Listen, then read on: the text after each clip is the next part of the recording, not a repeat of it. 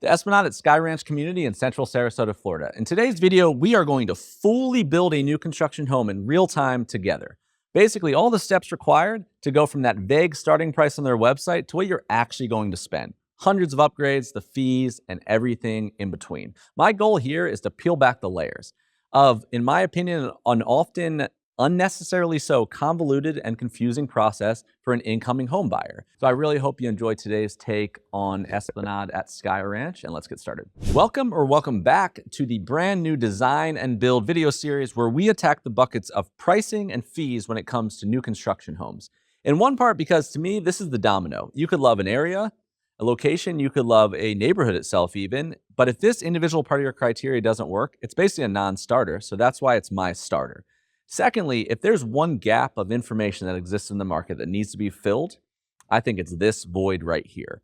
The level of vagueness and ambiguity, if you're sitting back home looking to build a home and engaging with a new construction builder, especially if you're relocating on top of that, from the starting price on a website to what you actually pay, let alone the cash that's going to be required involved in that 12 months in advance. All the lots you could pick from, all the models you can pick from, and this is one neighborhood of maybe 450 in Southwest Florida. It is a glaring missing link. I want to attack that and clear up as much as I humanly can there. If I could help in one area, I think this would be the most helpful. So what we're going to do is I'm going to take one model, one of the most popular models at a particular neighborhood in this video. I'm going to put it on a real home site that's available today. And I'm going to walk through all the structural upgrades and hand pick and build. I'm going to build this house with you. Same with design. Then I'm going to break down the HOA fees, the CDD, and the taxes. So when this is all said and done, you're going to have, for this example's sake, the full all-in price of a home and how you got there. You're going to have the exact cash required and when. You're going to know how to take this and compare it in juxtaposition against other builders, and even now have the context to compare against quick move-in homes, resale, etc. So I really hope you enjoyed today's take, and let's hop right in. Okay, at the Esplanade Skye Ranch neighborhood, you basically have about 8 different floor plans at your disposal across 2 different home styles, across 3 different ways that you can orient these homes, depending on what you do.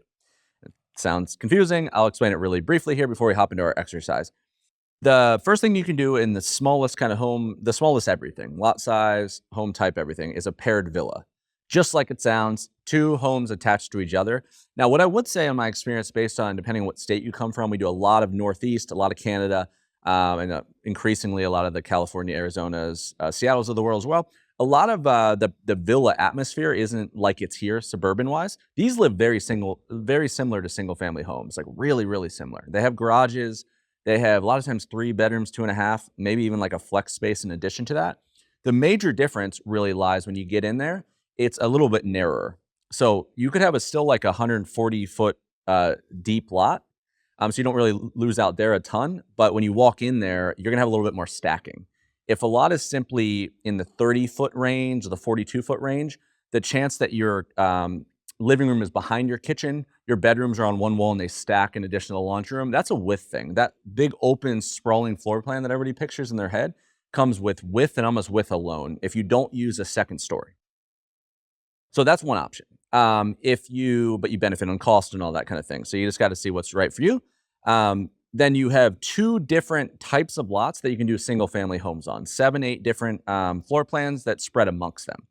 And they basically differ by 10 feet in width. And that is the biggest difference there on a single story is the difference between what 3,000 square foot would be versus 2,100, 2,000.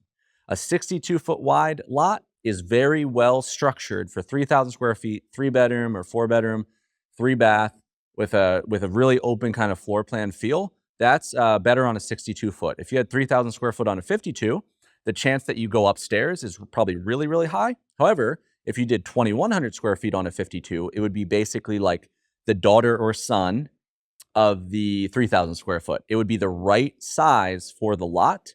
And that's kind of what happens here. So what you're doing in essence is, say there's 8 floor plans at this particular neighborhood, and some of the Toll Brothers ones, you could have 25 to pick from.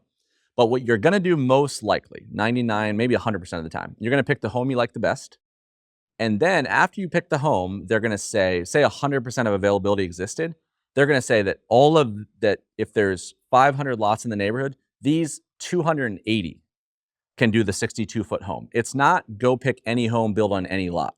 Because if you think about from their perspective, right, if you had a 1,900 square foot house, they're not going to let you build that on the lot that could only fit the 3,000 square foot, right? So there's no really going down and going up. It is pretty defined with a broad brush is what I'd say about that. So you pick the home you like, and then you can go choose the lot. So for this exercise, I'm going to walk through all this, but for this exercise, we're going to pick one alone, one lot, one home. And I'm going to go with the Palazzo. I'm going to do one of the most conservative calculations for you as far as like the price of whatever I pick. So I'm not doing you a disservice. I'd rather you be like, this is cheaper than I thought, not the other way around. The Palazzo is basically the flagship model that fits on the biggest lot they have. So we're going to do a 62-foot lot, and we're going to pick what I know unequivocally for my own organization, and I know for a fact, I'm not guessing, this is by far the most purchased, the most popular model that not only Taylor Morrison probably sells overall, but specific to this neighborhood, I know for a fact that is the one that 8 out of 10 people would choose when they do a 62-foot lot. So that's the one that I'd want to be an example if I was watching this. The Palazzo base model at the 3-bedroom, 3-bath or 2.5, 3,004 square feet starts at $772,900 to build your own house, when I'm recording this video. So now that we picked that, there's about 46, there's 90 plus lots probably really available, but there's 46 that are basically on the website you could choose from. So I want to do one that you could actually go look up if you wanted to. I'm going to choose lot 4116. So this is an interesting home site. One, it's the most expensive one I think they're currently offering to build a house on. It's $29,200. So if you add those two together, we're sitting at a price of $802,100. And I think these are two important steps, because these are 2 of the 4 total steps in the building process, is the lot and the home. And but a lot of people, I think, in their head because the rest trickles. So a lot of people are thinking this is an $800,000 house, but it goes from 0 to 60 really, really fast. And so I think it's important not to overestimate that this is your total right here. And also the lot premium, sorry to ramble here, but the lot premium is not something, you can't just go in and buy these lots. At 90% of the normal neighborhoods that are building right now, you can't buy it autonomously. It's not an independent thing. The premium idea is basically, beyond it just being a bottom line conversation, probably for the builder at some point in the realm, it's to divide them from each other, right? Like, what is 29,000 versus 19,000? Like maybe one's on water. Maybe one is more has less homes around it, something like that. It's the division of like what's a better lot than not. They had to do that somewhere, and that's why it's called a premium, but it's not something you can just do alone. This is all pieced together or nothing happens. So lot 4116 it's an interesting example. You know, if I was kind of analyzing this for a buyer, it's on a little bit of water. So I'm not sure if that matters for you. It's not the Gulf of Mexico, but it's on a little bit of water in the rear. So if you like that, coming to Florida, you might want that.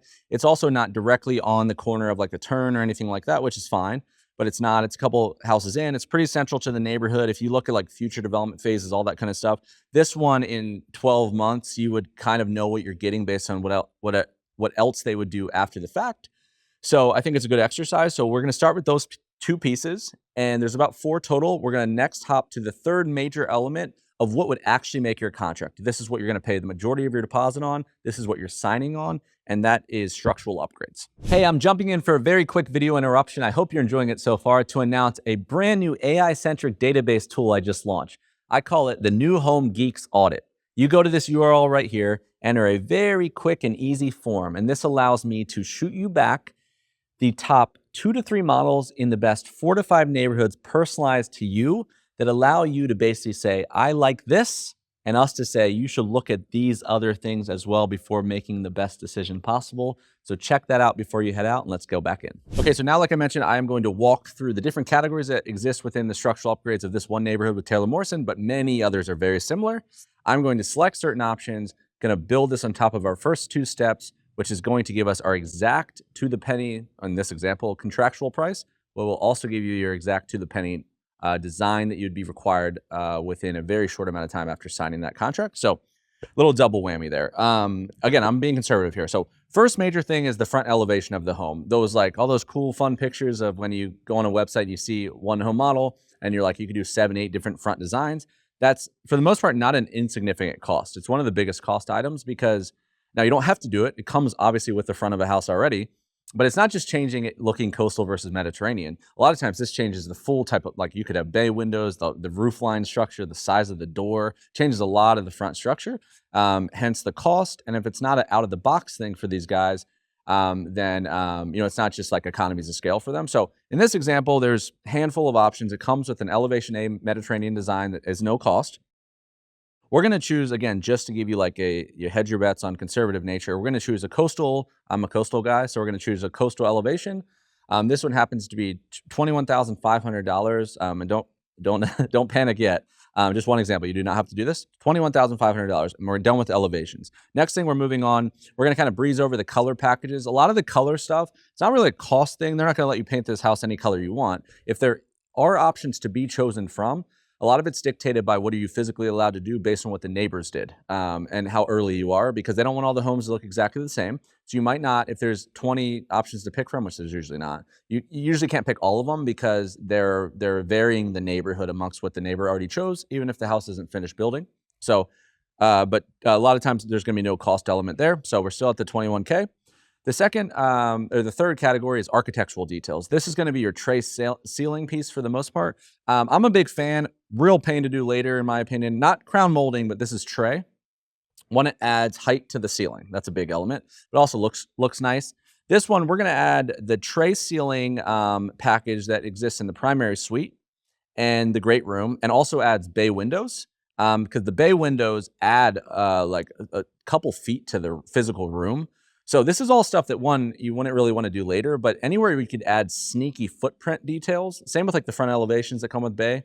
I usually lean into that if you can. So this is about $6,100 to add on top of the 20. So that's the second thing we chose. Third is garage options. This one we have two things we could do, and it gets a little pricey, but like both become a pain in different ways. One is to take the garage from, this is a 2-car garage, just side by side. If you want a 3, you could take it to a tandem 3. So that would allow you to park 2 in tandem, obviously, and then 1 next to it, where if you have a golf cart or a third car, a child with a car, something like that, then it's not just sitting in the driveway. You're allowed to park a car in the driveway. For the most part, like they don't really want stuff sitting on the street, but if it's not like you're not working on a car in the driveway, you can let it sit there for the most part. But like golf cart, small boat, something like that, it's a nice option. $16,000 to do, but again, are you going to do this later? So that's one. The other one is to add a 4 feet extension to the width of the garage, because so it's not super narrow getting out of the cars. I have an F-150 and my wife has a Kia Telluride, and I have I don't have an extended bed or anything like that. It's a normal crew cab, and most garages front to back barely fits if I'm lucky, but also like just opening the door, even in the driveways. That's why you see people do the paver extensions. So these things are pretty conservative size, even for normal cars.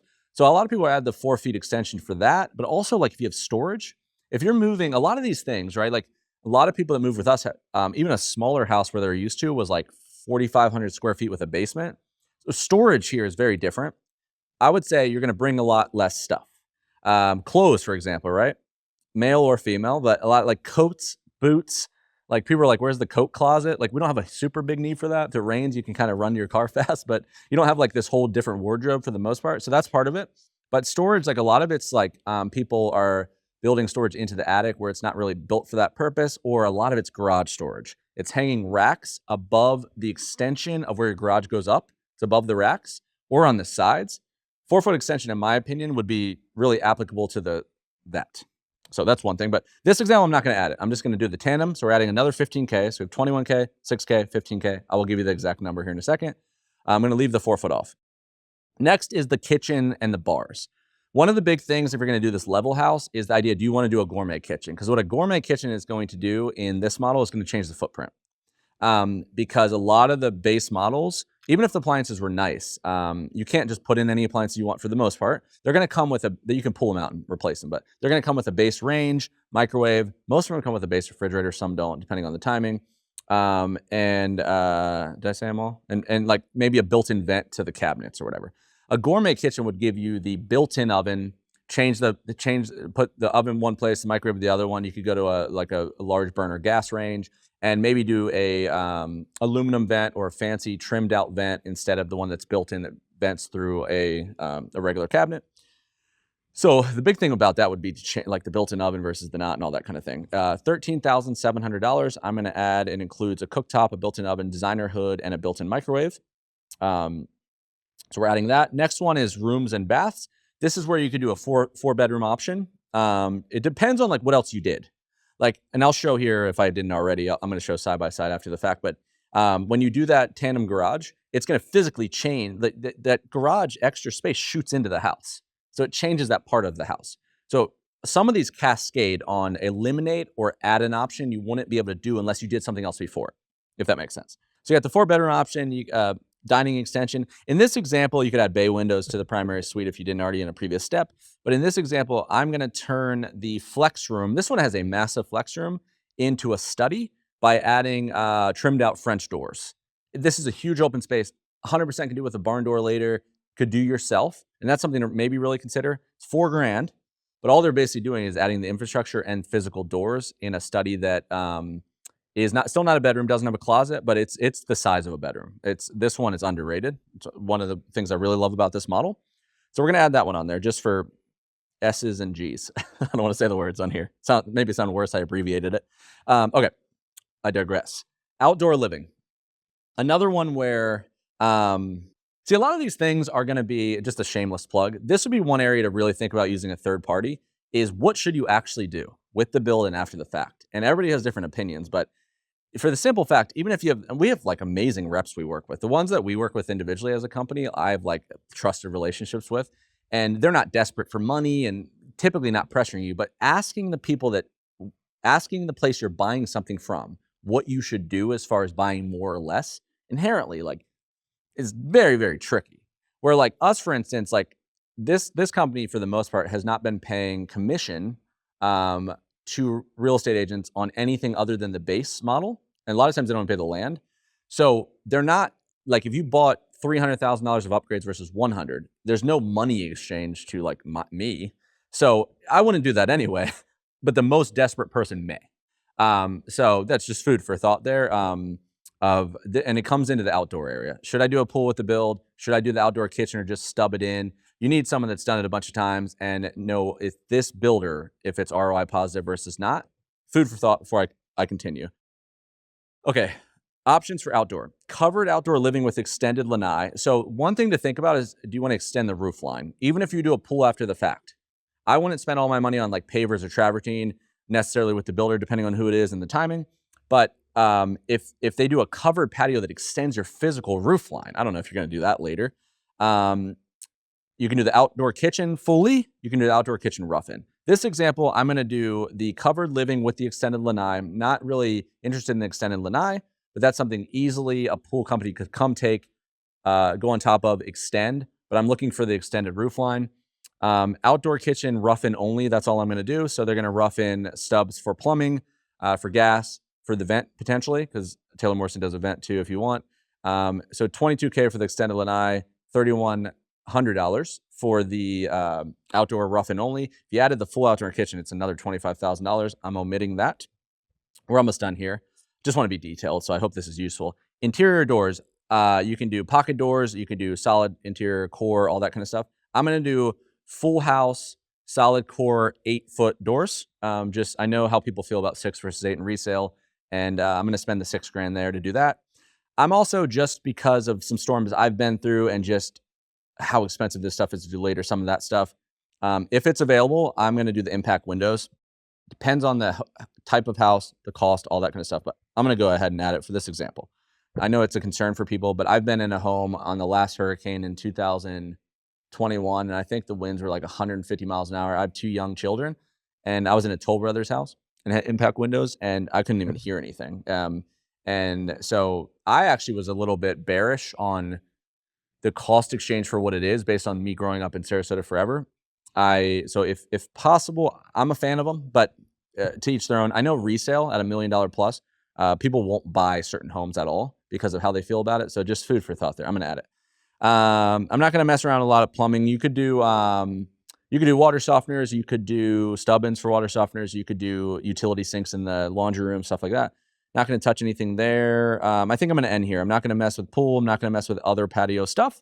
So what that brings us to at the end of the structural is basically, as a reminder, we are at $772 base price of the Palazzo home. We added a $30,000 lot. We are at $802,100. That's how we started this thing. But this is where you see this thing jump really quick, is when I go to sign the contract now, I just added $120,000. And I didn't add every option. I picked 7, 8 things, $120,000 to that cost based on the 9 things I added. So we are at $922,525 at a contract price. They are the 3 elements that will be listed in your contract. These will be the things that you sign for before you can engage, play, do anything. Average build right now on a to-be-built home at Taylor Morrison at Esplanade at Skye Ranch is 12 months. I think that's a little closer to like than being 18 months like before when it was drifting on people. It's a little bit different these days. Your deposit right now is going to be, and we could try our best to negotiate, but based on how long you could pay the deposit, maybe 30 days, or maybe there's some room. You never know. This is where leverage would help, but typically there's not. And you got 20%. 20% is applied to these 3 items. These 3 items cannot exist without each other. You can do no structural upgrades. You sign the contract, all 3 elements are included in there. You can't wait on one and do others. $184,505. This would be a deposit, has nothing to do with your financing, nothing to do with anything like that.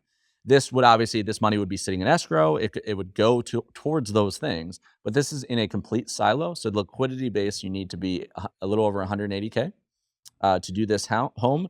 $922,000, one more step, and then you have your home. Okay, we've made it to design, and this is the last missing piece of the puzzle, because at the end of this section, we will now have a full all-in price based on this example and how far you got from the base price on the website, what percentage premium was put to get to this step, and then you could kind of know the differential of what you would do versus what I would do. That's why I say like the 30 birds, one stone, because you went down a different model, different price lot, and looked at the options and could assume that maybe smaller house, smaller stuff, all that kind of thing. You can be pretty dangerous just based on one example. We'll also know your cash portion. So those are your 2 big elements, right? Off the first 3 steps, I mentioned that deposit that's due. Well, once you do this step, there's another deposit that's due. It's not quite as large, but those 2 pieces together, less than 60 days, you're paying all of that. So those are the 2 pieces. Then we will talk fees, HOA, CDD, we'll do that briefly, taxes, so you know your total cost to ownership. And then at the end of this, not just knowing what else you could do in these neighborhoods with different models and that kind of thing, but also if you took a look at quick inventory homes, you'd be a lot more dangerous based on like looking at the pictures of that home, reading the options of saying, am I paying a premium just for convenience, which could have its place. The landed cost of the build and all the cost in between, it could equal out, depending on what you're doing. Or is this discounted because of a fiscal, the fiscal year of a builder or something like that? You can know if it's a good deal or not a good deal. So I think that's one of the big helpful things too, because we have a lot of people going that route right now because they're heavily discounting a lot of that kind of stuff. So let's just hop right into it. I'll go as quickly as I can, and I'm really going to pull out the significant items because about 3 or 4 of the total items I'm going to choose make up 70% of the total options. So you can know right away, is this for me? Is it not for me? Where can I save money? Or is it worth it? All right, first one, starting off very lightly, I'm just going to throw a keyless pad for the garage door. You can 100% do this after the fact. There's a lot of tech now as far as like the phones and all that kind of stuff opening your doors, but I'm just going to throw this on because you're remote. If you don't want people to go in through your front door, you don't have a keypad on the front, then maybe you're going to have workers put crown molding in or trim some stuff out or something like that. Pool cleaners, I don't know. And you want them to access like this, then it might not be a bad idea until you move down. It's $100. All right, first major item we're attacking is cabinet upgrades. This a lot of times will adjust the color one, the amount of colors available. I don't know if you want white or something like that, because it's the difference between paint and stain. Also, the front of the cabinet shaker, just the styles in general. Could be the heights, depending on upgrades you've already done. There's a lot of ways you can go with this. They have and this is where it looks overwhelming. These are 35 sheet documents, 35 pages. And it's really helpful if you go in having some idea, because it's very mentally intensive to try to pick all this in 4 or 5 hours in one day. So if you can go in guessing and then you're just adjusting between levels, but you can know that this is the most I would do, this is the least I would do, it's not a bad idea. So this to me just makes things a little simpler, but we're gonna go pretty conservative here. I'm gonna just jump 1 level to level 2, and I'm not attacking the whole house. I'm gonna upgrade to level 2 for the gourmet kitchen package, which was our upgrade of the kitchen. So we need associated with that. $7,000 for upper cabinets to level 2. The other thing, because we're still in the kitchen, I'm going to upgrade the kitchen island and knee wall area as well so that they match. But again, that's $10,000. So we had 7 and then 10. So the island could be somewhere where you could say, hey, could I make it a different color on purpose and use the contrast to save money versus the upgrade? Could be something you're doing. I'm only doing level 2 of like 7 here too. So we're adding 10 grand for that. All right. The only other area I'm going to touch just for this pure example for cabinets is the primary bath. I'm going to leave all the additional bathrooms alone and just let those be the standard cabinets. There are multiple colors typically with the standard cabinets. It's not like take it or leave it this brown, but I'm just not going to upgrade them. So that adds $900 to level 2 cabinets in the primary bath. So that's what we're going to do there. All right, we're moving on from that, and still on the cabinet topic, the next thing I'm going to do is I'm going to add upper cabinets to the laundry room. This example, actually, I'm not gonna purchase the washer and dryer from the builder. These are gas communities, so your dryer will be gas. You'll have the gas hookups, and typically you can do either one. But I'm gonna bring in my own just because of preference. But I am gonna just throw the cabinets up there. It's $2,000. 100% something you could do after the fact, especially if you're handy. But that's the next thing I'm just gonna add just for example's sake. All right, the next section, the next major section, because I'm not touching anything else in the laundry, we already added the utility sink through the structural step, is hardware. So hardware you could go a ton of routes with, right? I would say that and this is like, the hardware on the cabinets and the drawers and all that kind of stuff. There's so many areas in the house that have hardware effects. I threw an allotment of about $1,500, just a bucket of maybe I'll do something. I don't know what exactly I'm going to do. But my wife and I found we've probably built like 6 houses in the last 10 years. We've been pretty transient all throughout Lakewood Ranch in Sarasota. And we found a lot of times that we end up just letting them install the hardware so the holes are there if they're standard. And we've done it after the fact just because of the style. Just like pendant lights a lot of times and fans.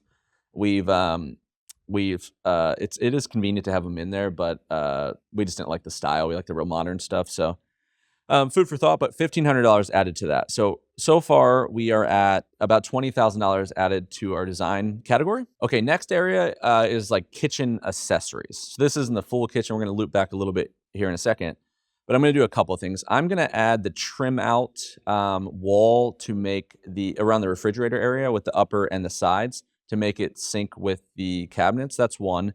I'm going to throw in the trash rollout, under cabinet rollout, trash cans. It's $627. The wall trim is $1,000.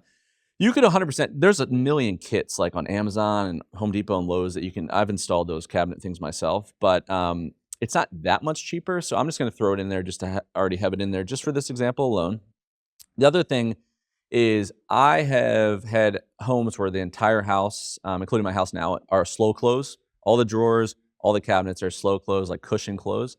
And then in between somewhere in there, when I had a couple, for whatever reason, the house was an inventory house, I bought one that did not have that. And I was like slamming everything on accident. And it seems like a dumb thing, but for me, that's like, it's not a deal breaker. You can totally do it after the fact, but I'm going to go everywhere slow close. Every single drawer, every bathroom in the whole house, every cabinet, I'm going to go slow close. So I have about $3,100 on here. Couple different buckets throughout the list where you choose the slow close. Okay. First real significant bucket beyond kitchen cabinets. Kitchen cabinets are, let's say 12, 13, 14% of my total allotment here that I'm going to spend is the countertops. So the one thing I really like the whites, and I like the unique whites, the real like marble look, but I like the quartz counters because of the wear and tear and that kind of thing versus some of the porous marbles and that kind of thing, but it's eye of the beholder again. So what I'm going to do is I'm going to add, just for this example, right? But this is totally something you could tweak. I'm going to add 2 things as it relates to that. So I'm going to throw in all the way up to a level 6 of the quartz countertop change because, the granite's not going to have a white because it's a natural stone. I want not only the whites, but I want like the intricate looking ones where the design necessarily isn't the same. So I'm going to throw that on here because it's a lot of countertop area for this Palazzo model. It is a showpiece in this kitchen. If you've ever been in there, it's about $15,000 to do that. The other thing, and this is where you could really be pliable with, is I went ahead and added the matching quartz. Well, it's a variation of it, so it's not identical. Full height backsplash throughout the kitchen, and that's another 13 grand. That could be something. I know a lot of people put in backsplashes by themselves. A lot of people would rather buy the material, do that kind of thing. But I'm going to add those two areas. The other area that, again, I'm going to go after the primary bathroom. I'm going to make that a quartz countertop as well. Nothing too super crazy. That's going to be an 1800. I'm just going to go to level 3 in there, just a food for thought. And I'm not going to touch the other bathroom countertops again. Okay, the next thing I'm going to throw on in the kitchen area before we move on is I'm going to throw the Refrigerator 5 counter depth cafe French door under cabinet refrigerator. That was a very wordy way to say that. But it's a really nice looking thing. It's $4 grand. I don't know how much cheaper you could buy this exact refrigerator. So I'm going to head and just get that in there so it's not a third party thing. But again, that's something you could totally drop off. Okay, we're now to the major of the majorest buckets. So it's just really up to what you like particularly, but floor. So the Plazio is a model that is really poised if you made all the floor one surface. If you did no, and a lot of people will make all the common areas, the study, everything, and the master bath or the master bedroom, the one surface, and then they'll leave like the other bedrooms in carpet. Even for the change in like you're not always being on a hard floor while you're walking around or just kids or something like that. But I want to be the most conservative, so I'm going to do one of the nicer options. So I'm going to take engineered hardwood in lieu of carpet all throughout the entire house. So all the wet areas, everything, the entire house will be engineered hardwood. There's 2 buckets that make it up. They group this basically in everywhere but the kitchen. And then they have like that kind of separate. But the combination of the two, this is about a $57,000 upgrade. So totally something where you could figure out if you want to save 20, 30K or do something like that. This would be one of the main areas to do it because there's many of the buckets that make up 4 grand, 3 grand, 7 grand as it's itemized. It's not like one area's the 10 and the rest are 1. So you could really pick off bedrooms and stuff to save 10 grand pretty quickly. Now, the interesting part about this, I don't want to get too crazy in this section. I'm just trying to be helpful. The interesting thought about this conversation is, I immediately went to the LVP, like the luxury laminate, the luxury vinyl plank, which would be like the junior version of this stuff, waterproof, all that kind of stuff. And back in the day, you say laminate and people are like, eh. But nowadays, that LVP is like, it's pretty solid. It's right up there with any of this kind of stuff. I was wondering if it would be significantly cheaper. In the example that I did, kind of some quick napkin math, $46K to do the exact same thing with level 2 luxury laminate, $57K to do level 2 engineered hardwood. So when you're getting in that range, it's not like it's 20K versus 57. So I just want to mention that. So 46.6% of the total upgrades I'm making come from just the floor. Another 22.6% come up with that kitchen backsplash quartz countertops, and then you throw the cabinets in there. You got 70% of it right there. So let me just finish here. So I threw a farmhouse sink with the front, kind of like the front over apron look into the kitchen. I've seen that. It looks nice. It's up to you. I really like the big steel looking ones myself, but a lot of people did the farmhouse. It looks really nice. About $2,100. I did a master shower frameless black look, $2,700. I did acrylic garage floor seal because that's just a pain to me. It was $1,100, and I did it for the tandem garage upgrade. So with all that being said, we have landed at $123,269 and change on upgrades. So base price, $772,900. $29,200 $200 lot. That equals $802,100. We added $120,425 of structural upgrades. That put us at $922,525. And then we added $123K plus of design upgrades. This brings us to a grand total of $1,045,794, which is about a 35% premium. And there's no pool here. So 35% premium on top of the base price of $772. $772 is on the website. You're paying about $1.1 million. What this gives you in total cash, basically The first deposit you pay when you sign is $184,000 and change, $84,500. And then for the design, they say it's $1,000 at this particular community, $1,000 deposit on the first 10K of design, and then 25% off the rest. So you're kind of like, just say 25%. But it's $30,817, which is 25% of 103K and change. So in summary, $1.1 million is about your all-in, and your total cash that would be required 12 months in advance of your home finishing would be $215,322. That is what is realistic. You could get rid of the floors. You could get rid of a lot of the upgrades. And you're not going to be, in my mind, that's why I say 85 to 90%. You're not going to be, in my mind, materially off what I'm saying as an example. And you can also know exactly what to attack if you, like, maybe you want a lot of this stuff and maybe cash is your big worry, but you're already paying $184K at just the structural stage. So you'd have to get rid of most of your structural, and you're really only saving, a bit. Because a lot of that deposit's based on the base plus the lot. So anyway, just food for thought there. Those are our 4 layers. Let's talk about fees real quick and we'll wrap up. Okay, when it comes to fees with Esplanade at Skye Ranch community, this can be a very confusing area if you're like reading through the documentation, you're trying to research on the internet. It seems like a moving target. Everyone is different. Like you could be a veteran, you could be a widow, you could homestead your house versus not.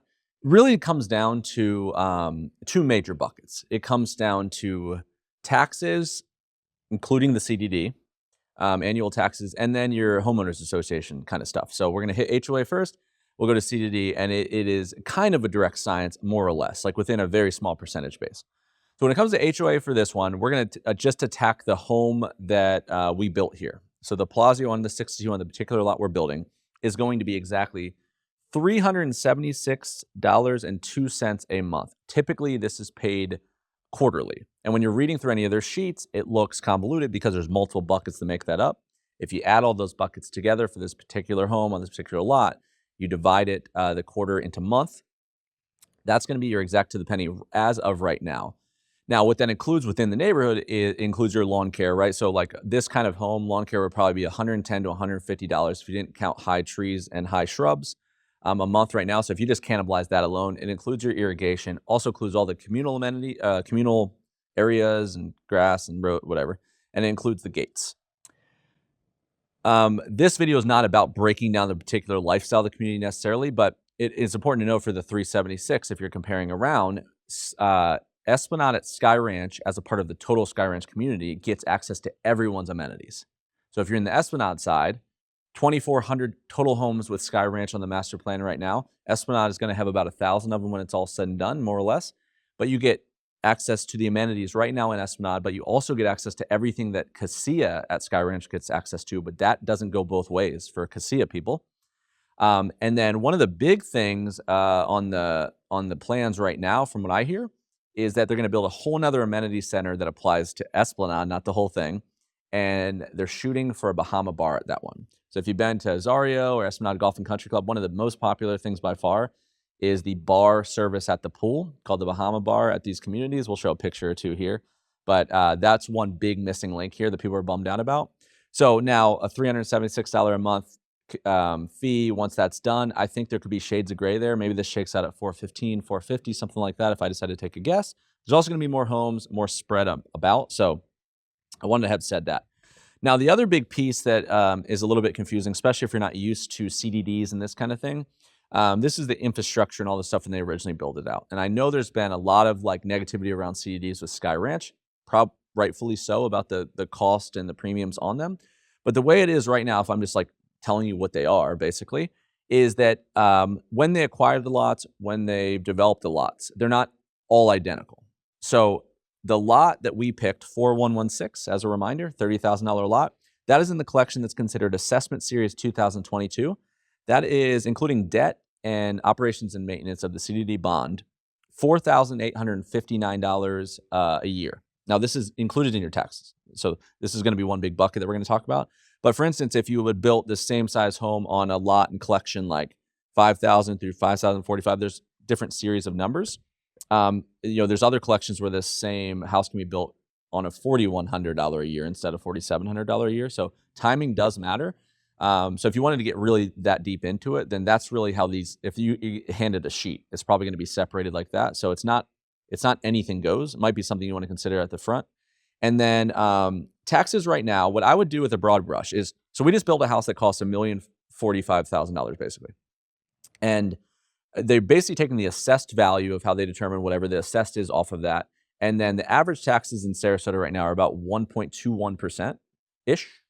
So what I would do is I'd either take a pretty conservative guess of, like, if you had $1,045,000, you could take it off the whole amount if you just want to be like, I'm not going to have an uh-oh moment, right? Because these are new homes. Your first year versus your second year could be very different. So you want to kind of plan in advance.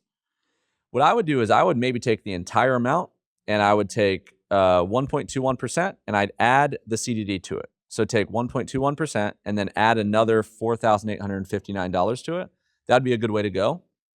So you're 14, 15 grand there. Other way to go, what they'll probably would tell you if you walked in on site, is if you just say 1.5%, 1.45%, that would get you close to where, if anything, you'll save money. You won't pay much more than that, because that's a big problem. If you've never built a house, like, a lot of people go in, they're paying taxes off the land, and then that next year hits, and you're like, oh gosh. But always good to do a homestead if you're a permanent resident here. But that's what I'd say about that. So take 1.21%, add the CDD to it, and make sure you have aligned to the right model, the right lot. But, if you build a 52-foot house, 52-foot width house, you could save $1,000 a year on CDD. So all of that goes into it. But those are your two major areas that would keep you from getting in trouble. And let's wrap up. All right, that is a wrap for today's edition of the new Design and Build New Construction Home series. My name is Adam Hancock once again. This is the Florida Relocation Guide YouTube channel. And if you thought today's video was intriguing at all, the best thing you can do next, if you didn't catch it when I said it earlier, is I built this new data and AI backed audit tool that I'm calling it the New Home Geeks Audit.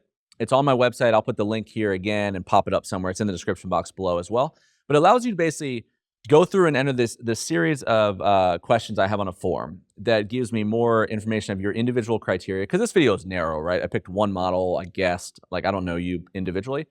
More importantly, it allows you to basically build a weighted formula for me by ranking what you deem, if your back's against the wall, the major 4 or 5 things that go into building a home. What's most important? The location, the neighborhood, what would you rank 1 versus 2? And in essence, at the back end of that, it'll allow us to take one example and then quickly get you the best 1 to 2 home models in the best 4 to 5 neighborhoods for you based on that give you the juxtaposition. And that allows you to basically answer and ask all the rest of the questions. 4 or 5 neighborhoods, in my opinion, goes a long way for everything you'd ask about Southwest Florida. Those could be examples that could really kill 20 birds, 1 stone if you do it the right way. But this allows us to quickly get you something that will be one of the most useful tools even before you come down and physically tour the area. So you could do that. I think that would be really, really helpful. It's something I just created it very recently here. Beyond that, just general real estate questions. You don't want to do the audit at all, just contact us, text, call, email, every different way you could get to us. I own a full-scale real estate brokerage called the Sunshine State Company, and we have a really unique team.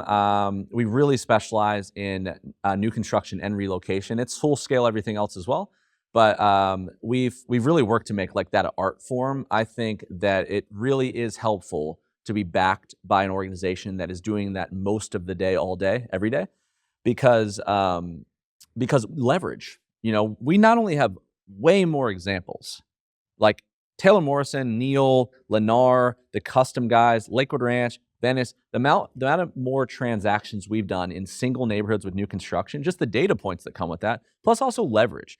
You're going for incentives. It's a way more interesting time for buyers than it was 2 years ago. So being backed by an organization that's doing hundreds of transactions in a single neighborhood never hurt as far as getting the next buyer leverage. So food for thought there. In addition to that, the website has tons of free download guides. I have a community group where you can go in, and I would encourage you, one, if you like today's video and you're still sticking around here, if you have a model and a neighborhood that you want me to do what I did here today with, then please let me know. I would love to do individual neighborhoods you're interested in. But I have a community group that's in a platform called Skool, Skool. It's only private to members of this channel.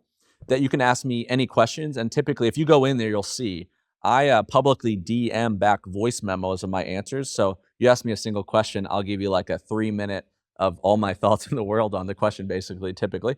But it's a cool little thing because we can communicate directly and there's not a lot of nonsense in between.